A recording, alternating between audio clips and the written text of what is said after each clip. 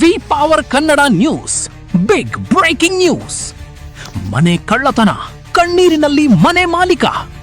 ಜಮಖಂಡಿ ತಾಲೂಕು ಸಾವಳಗಿ ಗ್ರಾಮವೊಂದರಲ್ಲಿ ನಡೆದ ಮನೆ ಕಳ್ಳತನದ ಘಟನೆ ಕುಟುಂಬಸ್ಥರನ್ನು ಸಂಕಷ್ಟಕ್ಕೆ ದೂಡಿದ್ದು ಮನೆ ಮಾಲೀಕ ಕಣ್ಣೀರು ಹಾಕುವಂತಾಗಿದೆ.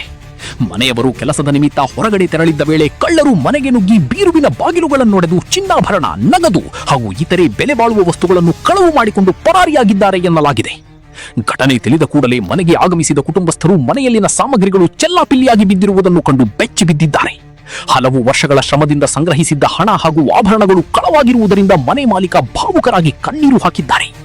ನಮ್ಮ ಜೀವನದ ಸಂಪಾದನೆಯೇ ಕಳ್ಳರ ಪಾಲಾಗಿದೆ, ನಮ್ಮ ಕುಟುಂಬಕ್ಕೆ ಇದು ದೊಡ್ಡ ಆಘಾತವಾಗಿದೆ ಎಂದು ಮನೆ ಮಾಲೀಕ ತಮ್ಮ ಅಳಲು ತೋಡಿಕೊಂಡಿದ್ದಾರೆ.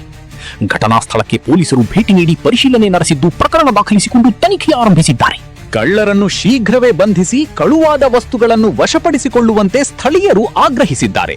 ಗ್ರಾಮದಲ್ಲಿ ಇತ್ತೀಚೆಗೆ ಕಳ್ಳತನ ಪ್ರಕರಣಗಳು ಹೆಚ್ಚಾಗುತ್ತಿದ್ದು ಸಾರ್ವಜನಿಕರಲ್ಲಿ ಆತಂಕ ಮನೆ ಮಾಡಿದೆ.